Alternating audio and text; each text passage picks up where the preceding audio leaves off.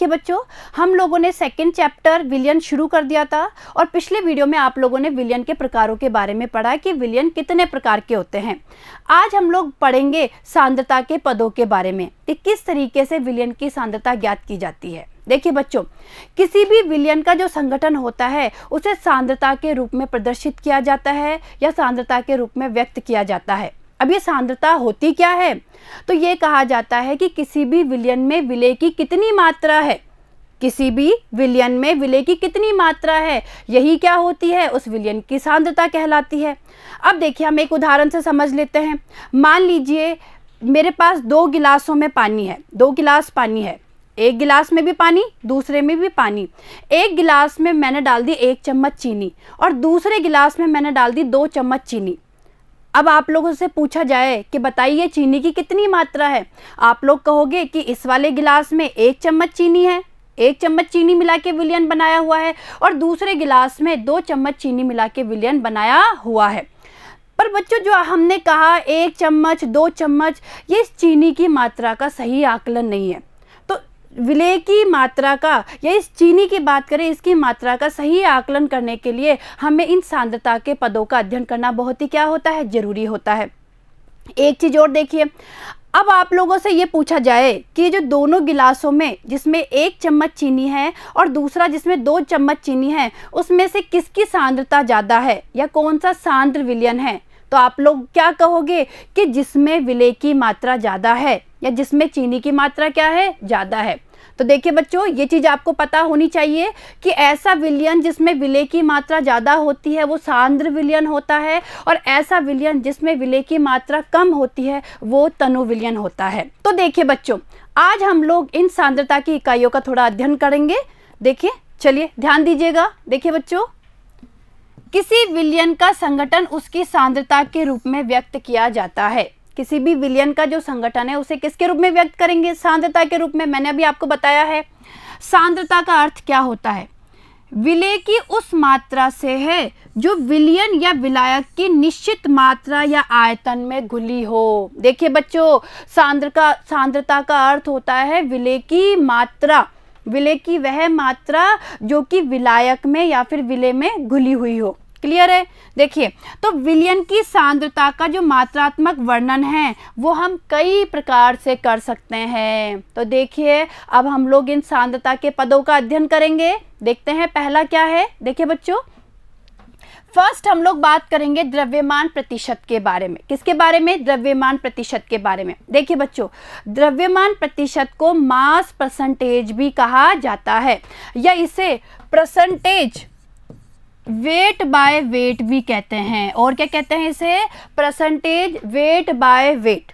Clear है? अब देखिए क्या होता है, 100 ग्राम विलयन में उपस्थित विलेय की ग्रामों में संख्या। देखिए बच्चों, 100 ग्राम विलयन की बात कर रहे हैं। यहाँ पे कहने का मतलब है विलयन की मात्रा को भी हम ग्रामों में लेते हैं और विलेय की मात्रा को भी किस में लेते हैं, ग्राम में लेते हैं। यानी कहने का मतलब है दोनों को ही द्रव्यमान के रूप में लिया जाता है। क्लियर है? तो देखिए, 100 ग्राम विलयन में उपस्थित विलेय की ग्रामों में जो संख्या है उसे ही विलयन का क्या कहते हैं, द्रव्यमान प्रतिशत कहते हैं। अब मान लीजिए आपको द्रव्यमान प्रतिशत निकालना है, सूत्र क्या होगा? सूत्र होगा विलयन में उपस्थित विलेय का द्रव्यमान, यानी विलयन में कितना विलेय है उसकी मात्रा, ग्राम में जो उसकी मात्रा है वो, भाग दे देंगे विलयन का कुल द्रव्यमान, यानी विलयन की कुल कितनी मात्रा है, विलयन की ग्राम में कुल कितनी मात्रा है, और गुणा कर देंगे इसको किससे, 100 से। तो ये हो गया हमारा द्रव्यमान प्रतिशत का सूत्र। देखिए, इस सूत्र से हम लोग क्या कर सकते हैं, द्रव्यमान प्रतिशत को ज्ञात कर सकते हैं। अब मान लीजिए विलेय को हमने मान लिया A और विलायक को हमने मान लिया B। विलेय को हमने A मान लिया और विलायक को क्या मान लिया, B मान लिया। क्लियर है? अब देखिए, विलेय को A माना तो विलेय का जो मात्रा है, विलेय की जो मात्रा है ग्रामों में वो क्या हो जाएगी, WA। विलेय की मात्रा क्या हो जाएगी, WA हो जाएगी। विलायक को हमने माना B, तो विलायक की जो ग्राम में मात्रा है वो क्या हो जाएगी, WB हो जाएगी। क्लियर है? ठीक है। अब देखिए, इसमें हम रखते हैं ये, इनको पुट करते हैं। तो विलयन में उपस्थित विलेय का द्रव्यमान, भाई विलेय का द्रव्यमान या विलेय की मात्रा क्या होगी, WA। तो ये हमने रख दिया WA। क्लियर है? बटा भाग देंगे इसमें विलयन का कुल द्रव्यमान। देखिए बच्चों, विलयन के कुल द्रव्यमान का मतलब है कि विलेय का द्रव्यमान प्लस विलायक का द्रव्यमान, या हम ऐसे बोल सकते हैं कि विलयन की कुल मात्रा की बात करें कि विलयन की ग्राम में कुल कितनी मात्रा है, तो हम कहेंगे कि विलेय की ग्रामों में मात्रा प्लस विलायक की ग्राम में मात्रा। क्लियर है? तो देखिए हम नीचे क्या रख देंगे, गुणा कर दिया हम लोगों ने इसको 100 से, तो ये हमारा निकल के आ गया द्रव्यमान प्रतिशत या percentage weight by weight. Clear है? अब आगे देखिए, तो WA क्या हो गया, विलेय का द्रव्यमान हो गया जो हम ग्रामों में बात कर रहे हैं। WB क्या हो गया, विलायक का द्रव्यमान हो गया, और वो भी किस में हुआ, ग्राम में। क्लियर है बच्चों? अब देखिए एक उदाहरण से समझ लेते हैं इसे। उदाहरण क्या है, मान लीजिए जल में 10% ग्लूकोज का द्रव्यमान है। आप लोगों को ये कहा जाए कि जल में 10% ग्लूकोज का द्रव्यमान है, तो इसका मतलब क्या हुआ, इसका मतलब ये हुआ कि 10 ग्राम ग्लूकोज को 90 ग्राम जल में घोला गया है। क्लियर है? देखिए इससे तात्पर्य है कि 10 ग्राम ग्लूकोज को 90 ग्राम जल में घोला गया है, तो पूरा विलयन हमारा कितना बन गया, 100 ग्राम। पूरा जो विलयन है वो कितना हो गया, 100 ग्राम हो गया। क्लियर है बच्चों? तो ये द्रव्यमान प्रतिशत तो आपको समझ में आया होगा। ठीक है, चलिए अगले की तरफ चलते हैं। अगला कौन सा सांद्रता का पद है, देखिए बच्चों सेकंड जो हम लोग बात करेंगे आयतन प्रतिशत के बारे में बात करेंगे। किसके बारे में बात करेंगे, आयतन प्रतिशत। देखिए बच्चों, आयतन प्रतिशत को वॉल्यूम परसेंटेज भी कहा जाता है, और आयतन को V से भी दिखाया जाता है। ठीक है भाई, जैसे हमने वहाँ पे द्रव्यमान की बात करी, द्रव्यमान को W से दिखाया जाता है, वैसे ही आयतन को V, वॉल्यूम V से प्रदर्शित किया जाता है। तो हम बात कर रहे हैं आयतन प्रतिशत के बारे में। इसे भी हम परसेंटेज वॉल्यूम बाय वॉल्यूम कह सकते हैं आयतन प्रतिशत को। और देखिए आयतन प्रतिशत क्या होता है, ध्यान दीजिएगा, किसी विलयन के 100 ml में उपस्थित विलेय की मिलीलीटर में संख्या। यानी हम क्या कर रहे हैं, विलयन को भी आयतन के रूप में ले रहे हैं 100 मिलीलीटर, और विलेय की बात करें तो विलेय का भी हम आयतन ले रहे हैं मिलीलीटर में। तो कहने का मतलब है कि किसी भी विलयन के 100 मिलीलीटर में विलेय के कितनी मिलीलीटर में मात्रा है, विलेय की कितनी मिलीलीटर में मात्रा है। वापस सुनिए, यानी किसी विलयन के 100 मिलीलीटर में विलेय के मिलीलीटर में कितनी मात्रा है, यानी विलेय की उसमें मिलीलीटर में कितनी मात्रा है, उसे ही हम क्या बोलते हैं, आयतन प्रतिशत कहते हैं। अब हमें विलेय का आयतन प्रतिशत निकालना है। देखिए हम आयतन प्रतिशत कैसे निकालेंगे, सिंपल फॉर्मूला है भाई, विलेय पदार्थ का आयतन, विलेय पदार्थ का आयतन, और वो हम किस में ले रहे हैं, मिलीलीटर में, और उसमें हम भाग दे देंगे विलयन के आयतन का और गुणा कर देंगे 100 से। तो देखिए बच्चों, ये हमारा जो सूत्र निकल के आया, ये हमारा आयतन प्रतिशत का सूत्र निकल के आ गया। क्लियर है? अब आगे देखिए, अगर वही मान लीजिए VA, भाई A तो हम ले रहे थे विलेय के लिए, और B हम लोग किसके लिए बात कर रहे थे, विलायक के लिए, तो VA क्या हो जाएगा, विलेय का आयतन। क्लियर है? और VB विलायक का आयतन। वापस देखिए, VA विलेय का आयतन हो जाएगा और VB विलायक का आयतन हो जाएगा। तो अब हम पुट कर दें इसको, तो विलेय पदार्थ का आयतन हमने लिख दिया VA। अब बात कर रहे हैं विलयन का आयतन। अरे वही विलयन का जो कुल आयतन है, विलयन का जो कुल आयतन है वो विलेय का आयतन प्लस विलायक के आयतन के बराबर होगा। तो मैंने यहाँ लिख दिया VA प्लस VB। क्लियर है भाई, ये ऊपर तो आ गया हमारे विलेय का आयतन, ये पूरा नीचे VA प्लस VB आ गया पूरे विलयन का आयतन, और इसको मल्टीप्लाई कर दिया 100 से। अब एक उदाहरण देख लेते हैं। देखिए बच्चों, ये कहा जाए कि मेथेनॉल का जल में 10% आयतन प्रतिशत विलयन है, या हम कहें कि 10% वॉल्यूम बाय वॉल्यूम विलयन है, या 10% आयतन बटा आयतन विलयन है। इसका क्या मतलब होगा, इसका मतलब होगा कि 10 मिलीलीटर मेथेनॉल को इतने जल में घोलते हैं कि कुल आयतन कितना हो जाए, 100 ml। वापस देखिए बच्चों, ये कहा जाए कि मेथेनॉल का जल में 10% आयतन प्रतिशत है, ठीक है, या जल में 10 आयतन प्रतिशत है, ठीक है। तो इसका क्या मतलब हुआ? इसका मतलब हुआ कि 10 मिलीलीटर मेथनॉल को इतने जल में घोला गया है कि पूरे का आयतन कितना हो जाए? 100 ml हो जाए। क्लियर है? तो ये आपको यह आयतन प्रतिशत समझ में आया होगा। चलिए अगले देखते हैं सांद्रता का पद कौन सा है, ध्यान दीजिएगा। तीसरा हम लोग बात कर रहे हैं द्रव्यमान आयतन प्रतिशत के बारे में। द्रव्यमान आयतन प्रतिशत को मास वॉल्यूम परसेंटेज भी कहा जाता है। क्लियर है? या फिर इसको हम बोल सकते हैं परसेंटेज वेट बाय वॉल्यूम, इससे भी इसको डिनोट किया जाता है। क्लियर है? अब देखिए क्या होता है ये। किसी विलयन के 100 मिलीलीटर में उपस्थित विलेय की ग्रामों में मात्रा, ध्यान दीजिएगा बच्चों, यहाँ पे विलयन का तो हमने क्या लिया है? आयतन 100 मिलीलीटर, जबकि विलेय की हमने क्या लिए? मात्रा, ग्राम में मात्रा, यानी विलेय की मात्रा हमने द्रव्यमान के रूप में ली है। क्लियर है?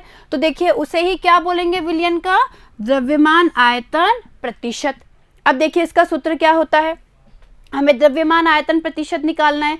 तो हमने जो विलेय था, विलेय का द्रव्यमान लिया था ना, विलेय की मात्रा ली थी, तो विलेय की जो मात्रा है या विलेय पदार्थ का जो द्रव्यमान है उसमें हम किसका भाग दे देंगे? विलयन के आयतन का। क्लियर है? और विलयन का आयतन हमने लिया था मिलीलीटर में, तो ऊपर तो विलेय पदार्थ का द्रव्यमान आ जाएगा ग्राम में, या विलेय पदार्थ की मात्रा ग्राम में, और उसमें हम भाग दे देंगे विलयन का आयतन जो मिलीलीटर में है, और गुणा कर देंगे किससे? 100 से। तो ये हमारा किसका सूत्र निकल के आ गया? देखिए ध्यान से, द्रव्यमान आयतन प्रतिशत का सूत्र निकल के आ गया। क्लियर है? आगे देखिए, वही देखिए परसेंटेज वेट बाय वॉल्यूम मैंने कहा था ना। अब देखिए विलेय पदार्थ का द्रव्यमान, विलेय पदार्थ की यानी ग्राम में मात्रा WA, चलिए WA कर दिया। विलयन का आयतन, यहाँ बात हो रही है विलयन का कुल आयतन कितना है, तो विलयन का कुल आयतन V, ठीक है, और इसको मल्टीप्लाई कर दिया हमने किससे? 100 से मल्टीप्लाई कर दिया। तो ये देखिए ये हमारा ये वाला सूत्र, इस तरीके से भी लिख सकते हैं हम इस सूत्र को। अब देखिए बच्चों, जो सांद्रता की ये इकाई होती है, इस इकाई का उपयोग सामान्यतया औषधियों एवं फार्मेसी में किया जाता है। जितनी भी औषधियाँ या फार्मेसी होती है वहाँ पे ये वाली जो सांद्रता की इकाई है द्रव्यमान आयतन प्रतिशत, इसका उपयोग किया जाता है।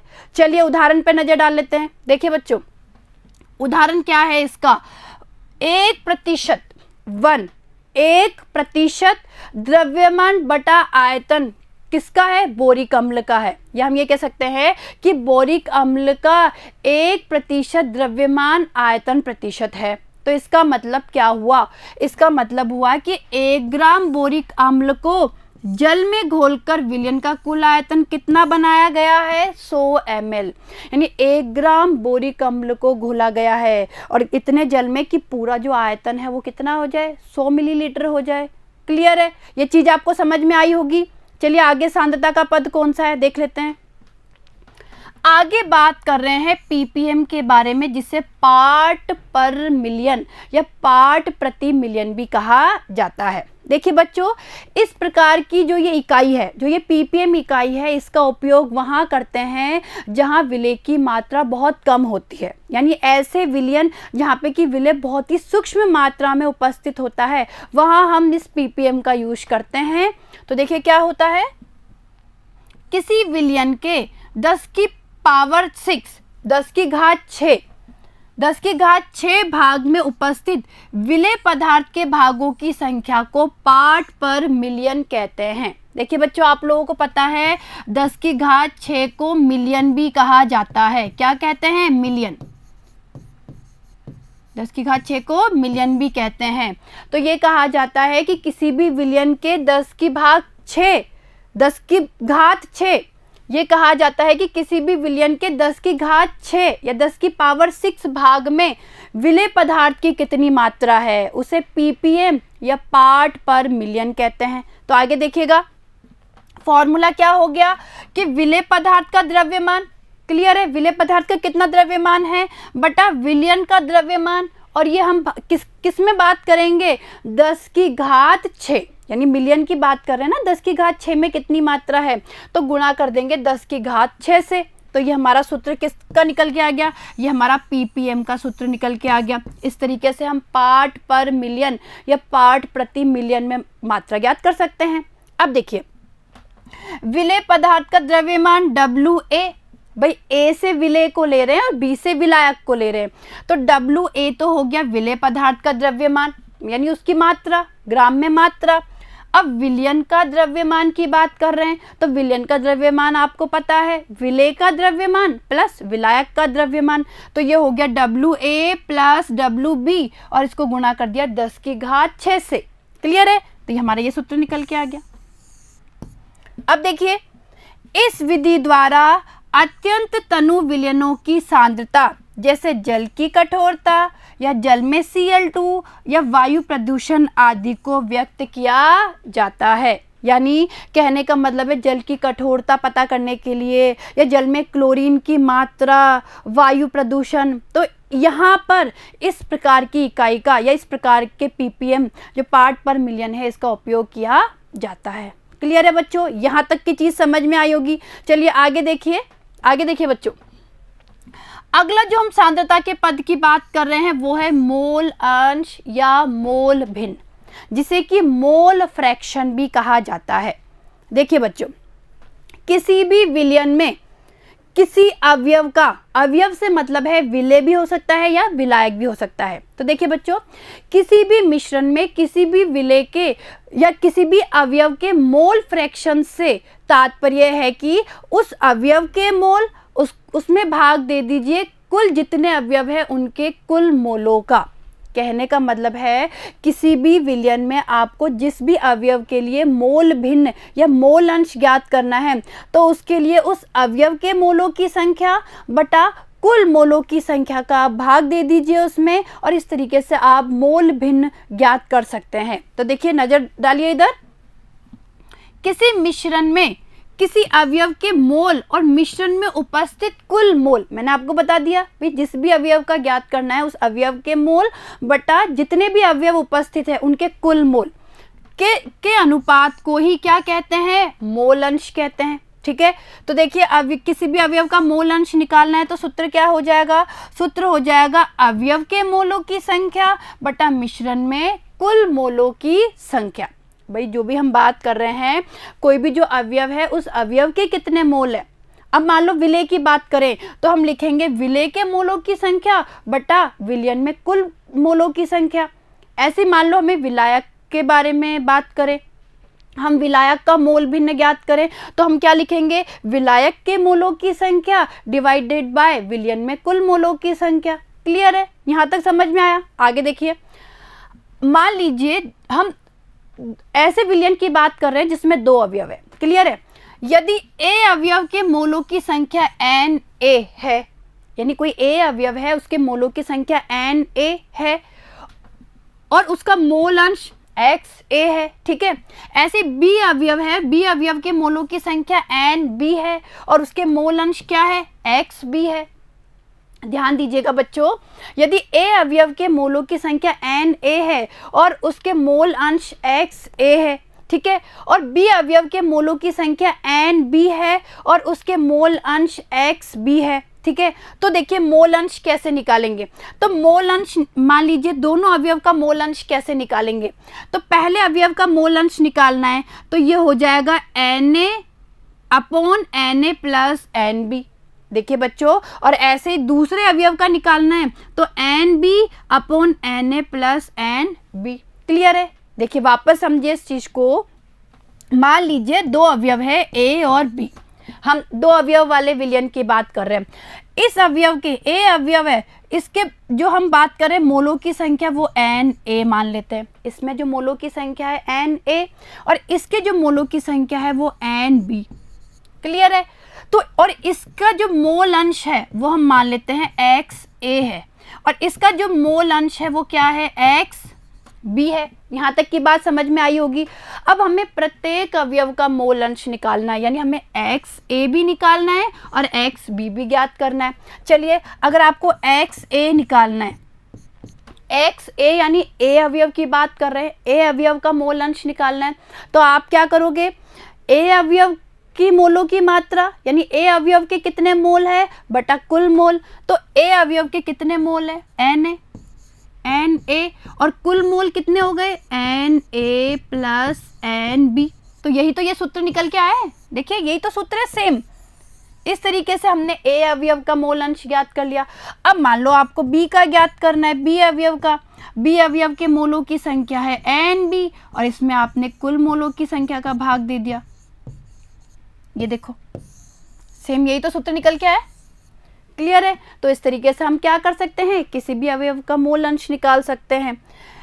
और देखिए बच्चों, ये कहा जाता है कि एक मिश्रण में उपस्थित सभी अवयवों के जो मोल अंश होते हैं उनका योग क्या होता है, 1 होता है। यानी कहने का मतलब है जितने भी अवयव है उनके अगर मोल अंशों को जोड़ा जाए तो योग 1 निकल के आता है। कहने का मतलब है मैं ऐसे लिख सकती हूँ XA प्लस XB, ये क्या होगा, 1 के बराबर होगा।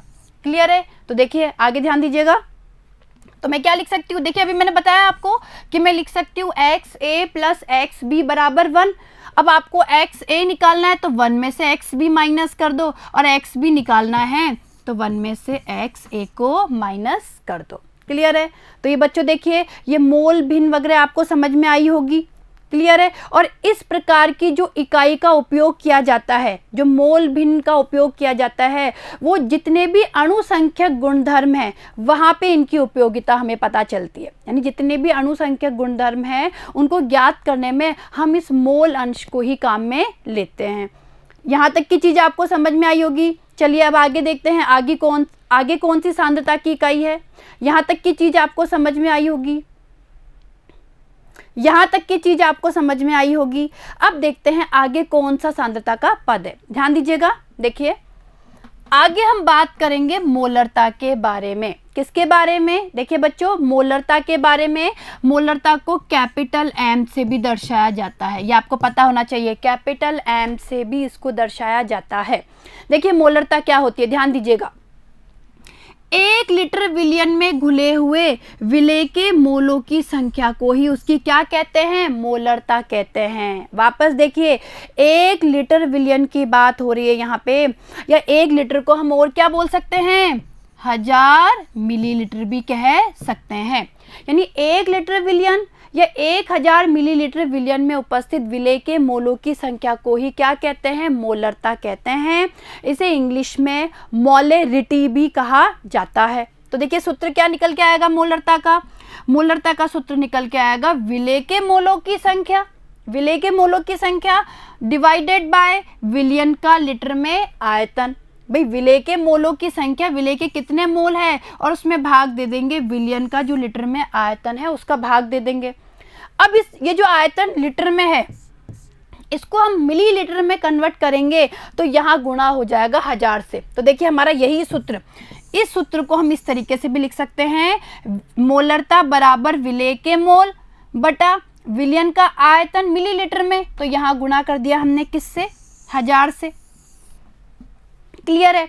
अब देखिए बच्चों मोल कैसे निकालते हैं। किसी भी पदार्थ के मोलों की बात करें या विलेय के मोल की बात करें तो वो कैसे निकालेंगे। तो मोल निकालने का तरीका आप लोगों ने 11वीं क्लास में पढ़ा है। भाई मोल कैसे निकालते हैं कि उस अवयव की मात्रा, या जो अवयव, जिस भी अवयव की हम बात कर रहे हैं उस अवयव की ग्राम में मात्रा बटा अणुभार। क्लियर है? तो देखिए अगर हमें मोल निकालना है तो मोल का निकालने का तरीका होता है उस पदार्थ की ग्राम में मात्रा, ग्राम में मात्रा, और उसमें हम भाग किसका दे देते हैं, अणुभार का। भाई जिसकी हमें मोलों की संख्या निकालनी है उसकी ग्राम में कितनी मात्रा है और उसमें उसके अणुभार का हम क्या दे देते हैं, भाग दे देते हैं। अब मान लीजिए ग्राम में मात्रा को हम W से प्रदर्शित करें। क्लियर है? और अणुभार को हम M से प्रदर्शित करें। क्लियर है? W बटा M लिख सकते हैं हम इसको। अब हम बात कर रहे हैं यहाँ पे विलेय के मोलों के बारे में कि भाई विलेय के कितने मोल है, और आपको पता है विलेय को हम A से रिप्रेजेंट कर रहे हैं, A अल्फाबेट A से रिप्रेजेंट कर रहे हैं विलेय को। ठीक है, विलेय को हम A से रिप्रेजेंट कर रहे हैं। तो मैं इसको क्या लिख सकती हूँ, मैं इसको ऐसे भी तो लिख सकती हूँ कि विलेय की ग्रामों में मात्रा बटा विलेय का अणुभार लिख सकती हूँ। इस तरीके से हम क्या निकाल लेंगे, विलेय के मोलों की संख्या निकाल लेंगे। तो देखिए यहाँ पे हम क्या लिख देंगे, विलेय के मोल, यहाँ पे इस जगह हम लोग ये लिख सकते हैं WA बटा MA लिख सकते हैं। तो देखिए ये सूत्र कैसे निकल के आएगा, मान लीजिए हमें मोलरता ज्ञात करनी है, हमने विलेय के मोल हमने रख दिया WA/MA, ठीक है। इसमें मैंने भाग दे दिया जो विलयन का आयतन है V और गुणा कर दिया किससे, 1000 से। क्लियर है, ये देखिए यहाँ है। तो अब क्या सूत्र निकल के आ जाएगा, इससे हमारा ये वाला सूत्र निकल के आ जाएगा, ये वाला सूत्र निकल के आ गया हमारा। देखिए मोलरता ज्ञात करने का कि WA/MA मल्टीप्लाई 1000/V, या मैं इसको ऐसे भी बोल सकती हूँ WA गुणा 1000, इसमें मैंने भाग दे दिया MA गुणा V। तो आपको पता है WA क्या है, WA क्या है, विलेय की मात्रा है, WA क्या है, विलेय की मात्रा है, और MA विलेय का क्या है, अणु भार है। तो देखिए ये चीज़ आपको समझ में आई होगी बेटा मोलरता क्या होती है।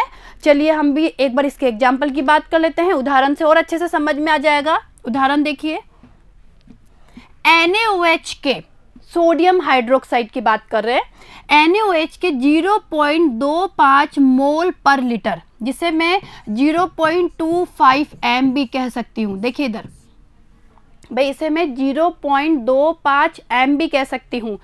तो NaOH के 0.25 मोल पर लीटर विलयन का क्या मतलब होगा, तो इसका मतलब है कि NaOH के 0.25 मोल को, NaOH के 0.25 मोल को 1 लीटर विलयन में घोला गया है। क्लियर है, यानी इसके 0.225 यानी 0.25 जो मोल है, इतने मोलों को 1 लीटर विलयन में घोला गया है, और जिससे हमें 0.25 मोल पर लीटर सांद्रता का विलयन प्राप्त हुआ है। तो देखिए बच्चों, मोलरता आपको समझ में आया होगा कि मोलरता क्या होती है, किस तरीके से मोलरता ज्ञात की जाती है। अब हम आगे सांद्रता के पद की ओर बढ़ते हैं कि आगे कौन सा पद है। देखिए आगे जो सांद्रता की इकाई है वो है मोललता। कौन सी है, मोललता।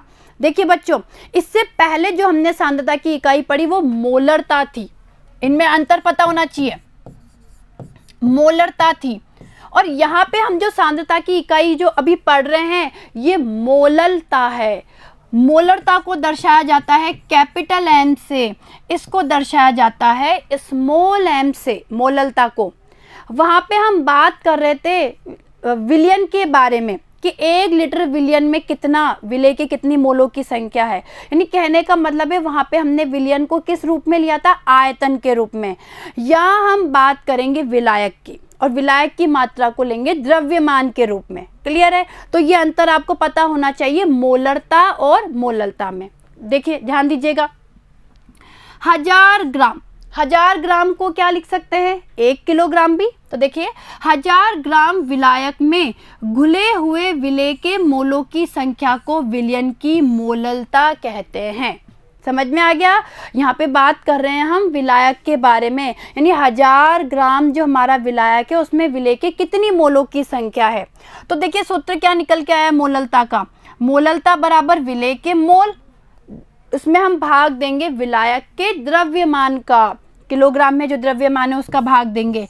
अब मान लीजिए इस द्रव्यमान को मैं ग्राम में परिवर्तित करूं, जो किलोग्राम है उसको ग्राम में परिवर्तित करूं, तो हमारा सूत्र क्या हो जाएगा, मोललता बराबर विलेय के मोल, हमने भाग दे दिया उसमें विलायक के द्रव्यमान का, जिसको हमने ग्राम में चेंज कर दिया, और गुणा कर दिया 1000 से। तो ये हमारा मोललता का सूत्र निकल के आ गया। अब देखिए इसको मैं ऐसे भी लिख सकती हूँ, आपको पता है विलेय के मोल, विलेय के मोलों की मात्रा क्या हो जाएगी, विलेय की ग्राम में मात्रा बटा विलेय का अणु भार, ये हो जाएगी ना। हमने पढ़ा अभी मोलरता में, हम लोगों ने पढ़ा है कि मोलों की संख्या कैसे निकाली जाती है, कि उसकी मात्रा बटा अणु भार। तो मैंने रख दिया WA/MA, ठीक है। और विलायक का द्रव्यमान कितना होगा, विलायक को हम B से रिप्रेजेंट कर रहे हैं, तो विलायक का द्रव्यमान होगा WB। तो हमारा फॉर्मूला ये निकल के आ गया, हमारा सूत्र निकल के आ गया, मोललता बराबर WA गुणा 1000, मैंने इसमें भाग दे दिया MA गुणा WB। तो यहाँ पे WA क्या हो गई, विलेय की मात्रा हो गई, MA विलेय का अणु भार हो गया, WB विलायक का द्रव्यमान हो गया, और गुणा कर दिया हमने 1000 से। क्लियर है, तो मोललता समझ में आई होगी, और मोलरता और मोललता में क्या अंतर है ये भी आपको क्लियर हो गया होगा कि इन दोनों में क्या डिफरेंस है। चलिए एक बार हम उदाहरण पर नजर डाल लेते हैं, मोललता के उदाहरण पर। उदाहरण देखिए, 1 मोल पर केजी, यानी 1 मोल पर किलोग्राम KCl, इसको मैं 1 m भी लिख सकती हूँ, स्मॉल m है ये, है ना, मोलल विलयन है, 1 मोलल सॉल्यूशन है, 1 मोलल विलयन है, यानी KCl का जलीय विलयन है। तो इससे क्या तात्पर्य है, वापस देखिए, 1 मोल पर किलोग्राम KCl का जलीय विलयन है, ठीक है। इससे तात्पर्य क्या है, इससे तात्पर्य है कि 1 मोल KCl को 1 किलोग्राम जल में घोला गया है। इसका मतलब है कि 1 मोल जो KCl है, जो पोटेशियम क्लोराइड है, उसे 1 किलोग्राम किसमें घोला गया है, जल में घोला गया है। तो हमारे पास ये 1 m का विलयन बन गया। क्लियर है बच्चों? तो ये मोललता भी आपको क्लियर हो गई होगी, समझ में आ गई होगी। चलिए आगे देखते हैं सांद्रता की इकाई।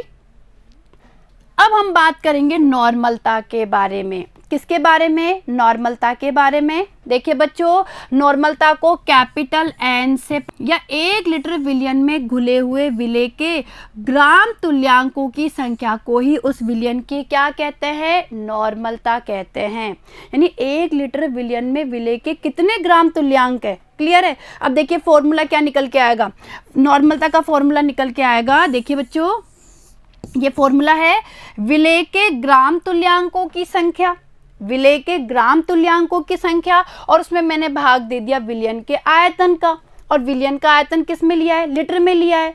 अब देखिए बच्चों, ये ग्राम तुल्यांकों की संख्या कैसे निकालते हैं, ये भी आपने 11वीं क्लास में पढ़ा होगा। देखिए, ग्राम तुल्यांकों को निकालने का तरीका होता है, ग्राम तुल्यांक निकालने, आपको जिसके भी ग्राम तुल्यांक निकालना है, आपको जिसका भी ग्राम तुल्यांक निकालना है, तो आप क्या करेंगे, उसकी ग्राम में मात्रा, जो ग्राम में उसकी मात्रा है,